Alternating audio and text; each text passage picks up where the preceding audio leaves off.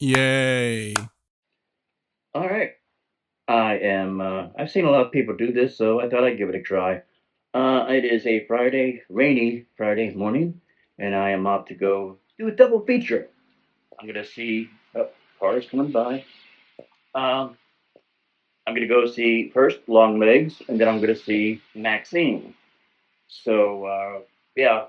So why don't you just come with me in this rainy?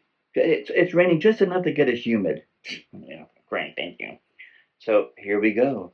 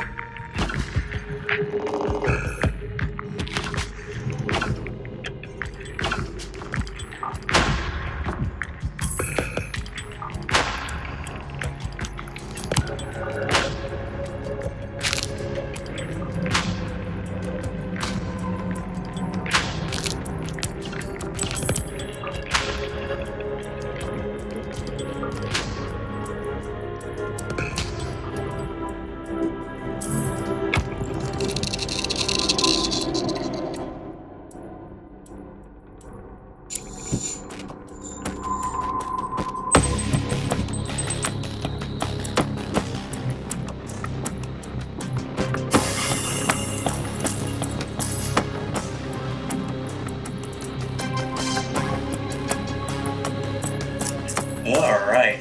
Well, I just got home, had some din din, and I'm ready to sit down and talk about Longlegs and Maxine that I saw.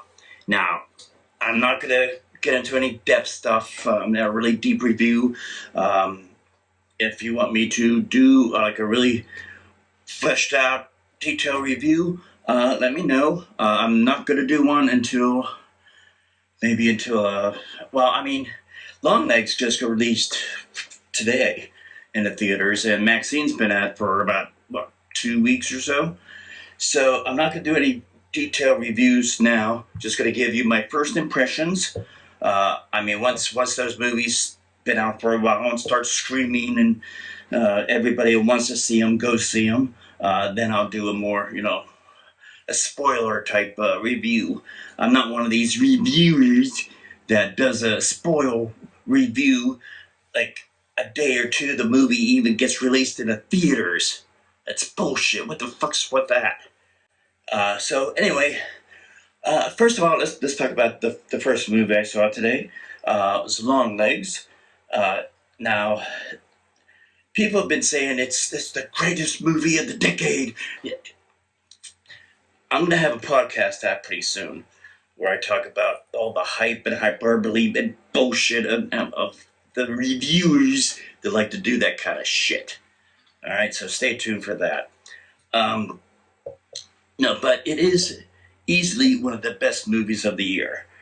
If you heard my podcast, "Go Home 2024," you're drunk.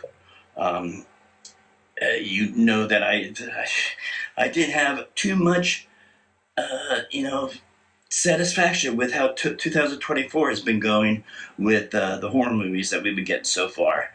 And 2024 better get their shit together and fly it right if it wants to redeem itself before December. I mean, we're halfway through the frickin' year now. But Longlegs has reinstilled in me that 2024 has some pretty damn good movies. I mean, for me, I'm getting the effect that the few good movies in 2024 are like really good, and everything else has either been mid or just shit. All right, but when the movie is done good, it's a really good one. Now, Nick Cage in this plays Longlegs. He plays a serial killer, um, and he is damn near unrecognizable. I didn't even know that was him playing a character until he started talking. Uh, and the whole Now there's some bloody stuff in there. There's some gore in it. Um, and I've heard it. I've heard Long Legs talked about. Well, if you take Silence of the Lambs and combine it with Seven and sprinkle in a little bit of Sinister, that's Long Legs. It's a not so much a horror movie, but it's a crime mystery thriller. You have an FBI agent uh, going through, the sort of like akin to the Zodiac killer, trying to decipher the algorithms and stuff like that of these cryptid messages that Long Legs is sending the FBI. And then you just have this hunt going down between the FBI agent and Long Legs, and it's a crime thriller with horror aspects to it. That's all it is. Now, near the end, it starts to go into the satanic and supernatural kind of stuff. Um, More ritualistic things maybe going on, that type of thing. But from beginning to end, it's one of those movies that there's there's not a lot of jump scares. In fact, if there was any jump scares, I don't remember them because they were probably done very effectively. But the whole tone, the way it was shot, the acting, the lighting in it, just the production value of how this thing was edited and directed uh, was one of those things that it gets under your skin the whole time, and it never lets up from the very first scene until the last scene, and you are uneasy uh, throughout the entire thing, and just one of those things that gets under your skin and your under your fingernails, and just makes you really kind of you know something's going to happen, and a lot of times something doesn't happen, but it's just the mood of everything, and you're just uneasy and kind of off kilter of what's going to happen.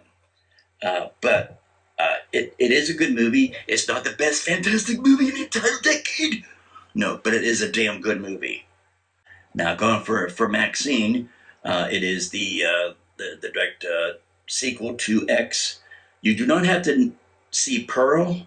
You don't have to remember or know anything that happened in Pearl to see this movie, but you it would help to see X, and it would definitely help if you have not seen X yet. It's streaming out there. It's out there. You could see it streaming somewhere. It's out there. So it is. You will do yourself a lot of favors by watching X before you go see Maxine, because there's quite a few things in Maxine that they call back to and they refer back to in X, and you have to know what happened to Maxine in the movie X to understand what she's dealing with and what's going on with her in this movie.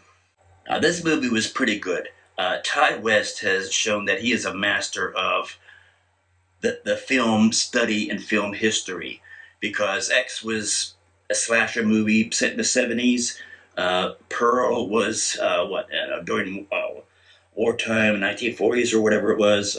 She's doing more like a character period piece thing. It's very bright and everything.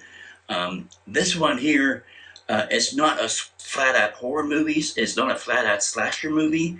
It's not meant to be that. It is a movie that takes place in the 80s. But with Maxine is not a flat out horror movie per se. It is more of a murder mystery thriller. Now, it does have horrific aspects of it. There is gore in it. It is bloody. They do show it on screen. Um, but and by the way, the soundtrack to Maxine is bitchin'. I mean, I was loving just the scene and the aesthetic of it and the music, the soundtrack. It just catapulted me back to being in high school in the 80s. You had ZZ Top, you had Frankie Goes to Hollywood, you had, oh God, what else? Animotion. It had some really good music from the back at the 80s when the music was good. And you do get a final resolution of what happens to Maxine, and that she actually become a star. She said she's always wanted to be a star. She wanted to be famous. Well, you find out in this movie by the end whether she's accomplished that. Now, as far as the trilogy, how it ranks in the trilogy, I still think X is the best one in this trilogy, uh, with Maxine being second and Pearl being the third. For me, the third favorite for me. So as far as I'm going to rank the trilogy, it's going to be X, Maxine, Pearl. Between those two movies, I enjoyed Longlegs more than I did enjoy Maxine. So really, if it's near a theater to you, it's still playing, I urge you to go see these movies in the theater, especially Longlegs, because just the way visually the way that movie looks, um, I think you'll get a hell of a lot more out of it on the big screen rather than on TV screen or computer screen when it comes streaming. So anyway, that's my first impression. I enjoyed both movies. Uh, Go see it at theaters. And now, if you want me to do like an in-depth review, I'll do that. But I'm gonna wait until the movie's been out for a while. So anyway, thanks for coming with me on my, come with me to see Longlegs and Maxine. I've seen other, like I've said in the beginning, I've seen other people, uh, YouTubers, vloggers, whatever, do this kind of thing, and I wanted to jump on that bagwagon, dip my toes into that pool, and see how I could come up with it. So, yeah, if you want to see more shit like this, just let me know in the comments down below, and the doobly doo, blah blah blah, and follow me on all my social media shits, and support in the Patreon. Yeah, you know what to do.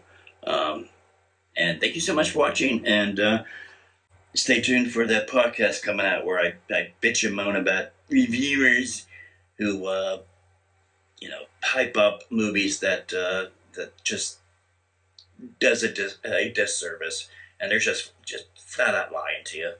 So stay tuned for that. That'll be fun. All right, that's it for me. Bye.